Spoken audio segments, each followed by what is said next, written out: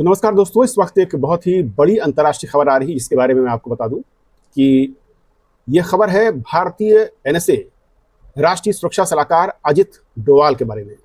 अजित डोवाल के खिलाफ चर्चा है कि इटली में एक केस दर्ज कराया गया है, एक शिकायत दर्ज कराई गई है और ये भी कहा जा रहा है कि इससे लेकर जो सिख समुदाय है, एक संगठन है, उसकी ओर से यह शिकायत दर्ज कराई गई है। तो लेकिन सवाल यह है कि क्या सच में इटली की अदालत ने कोई केस शुरू कर दिया है, जैसा कि सोशल मीडिया में खबर है? तो ऐसा नहीं है। क्या भारत सरकार पर कोई गंभीर आरोप लगे जिसके चलते अजित डोवाल निशाने पर है? ऐसा भी नहीं है। तो क्या यह सिर्फ राजनीतिक दबाव बनाने की कोशिश है? यह हो सकता है। तो कहानी क्या, पहले वो समझ लीजिए कि मई 2026 में खालिस्तानी समर्थक एक संगठन है सिख फॉर जस्टिस यानी SFJ, इनके लोगों ने दावा किया कि इटली के मिलान शहर में भारतीय राष्ट्रीय सुरक्षा सलाहकार अजित डोवाल के खिलाफ क्रिमिनल शिकायत दर्ज की गई है। इस शिकायत में आरोप लगाया गया है कि डोवाल कथित तौर पर विदेशों में खालिस्तानी समर्थकों के खिलाफ ट्रांसनेशनल डिप्रेशन यानी सीमा पार दबाव की कार्रवाई की रणनीति बना रहे हैं। इन आरोपों में कनाडा में मारे गए हरदीप सिंह निज्जर का मामला भी जोड़ा गया है। इसके अलावा अमेरिका और ब्रिटेन में भी कुछ साजिशों का इसमें जिक्र किया गया है।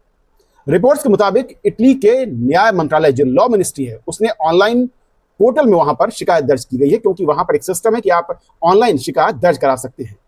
और इसमें 2 इटालियन सिख नागरिक हैं जिन्होंने शिकायत दर्ज कराई है, क्योंकि यहाँ के रूल के मुताबिक इटली में वहां के स्थानीय नागरिक होना जरूरी है अगर आप किसी के खिलाफ कोई शिकायत दर्ज कराते हैं। शिकायत में कहा गया है कि इटली में खालिस्तान रेफरेंडम गतिविधियों के दौरान उन लोगों को धमकियां दी जा रही हैं।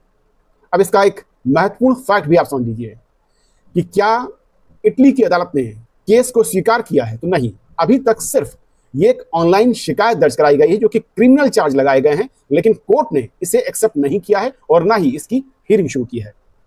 तो क्या अजित डोवाल के खिलाफ कोई कानूनी कार्रवाई को मंजूरी मिल चुकी है? जी नहीं, अब तक ये फर्स्ट लेवल पर है, यानी कि शिकायत दर्ज होने के बाद इसकी जांच होगी और जांच के बाद अगर तथ्य शुरुआती तौर पर सही पाए गए तो फिर अजित डोवाल के खिलाफ वहां पर केस शुरू करने या केस को रजिस्टर्ड करने की कार्रवाई शुरू हो सकती है।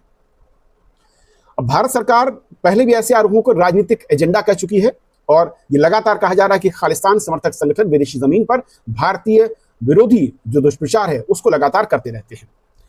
सिख फॉर जस्टिस भारत में UAPA कानून के तहत प्रतिबंधित संगठन है, यानी उस पर बैन है और इसीलिए ये भारत सरकार की ओर से एक गैर कानूनी संगठन है जिस पर रोक लगी हुई है।